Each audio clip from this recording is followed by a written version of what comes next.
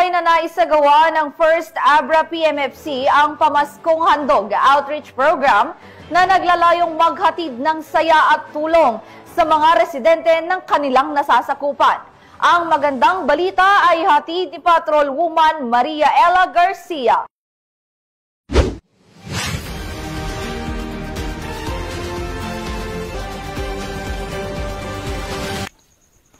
Matagumpay ni dinaos ng First Abra Provincial Mobile Force Company at Company Advisory Group for Police Transformation and Development ang Pamaskong Handog Outreach Program sa mga mag-aaral ng Gungonot Elementary School sa Barangay Bulila, Paas Abra. Nito lamang ika-4 na araw ng Disyembre taong kasalukuyan. Naging matagumpay ang aktibidad dahil sa pagtutulungan ng mga kapulisan, guro, stakeholders at iba pang mga voluntaryong individual at grupo. Katuwang ang mga miyembro ng Company Advisory Group for Police Transformation and Development. Tampok sa aktibidad ang maikling lecture ukol sa wastong pagsisipilyo at demonstrasyon sa tamang paghuhugas ng kamay, pagsasagawa ng mga iba't ibang parlor games, libreng gupit at ng feeding program.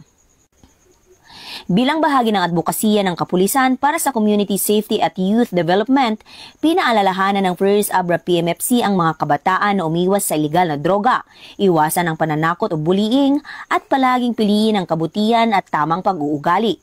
Binigyan din ang kahalagahan ng disiplina, respeto at pagpapanatili ng isang mapayapa at drug-free na komunidad. Nagtapos ang programa sa pamamahagi ng mga school supplies, hygiene kits, Christmas gifts at libreng tsinelas. Lubos na nagpapasalamat ang First Abra PMFC sa lahat ng sponsors, partners at volunteers na naging katuwang upang maging matagumpay at makahulugan ng nasabing outreach program. Ang aktibidad na ito ay bahagi ng patuloy na misyon ng kapulisan na palakasin ang ugnayan sa komunidad at isulong ang kapakanan, kaligtasan at wastong pagpapahalaga ng kabataan sa mga liblib na lugar. Mula dito sa Abra Police Provincial Office, ako po ang inyong Police News Network Correspondent, Patrolwoman Maria Ella Garcia, alagad ng batas, tagataguyod ng Balitang Pulis.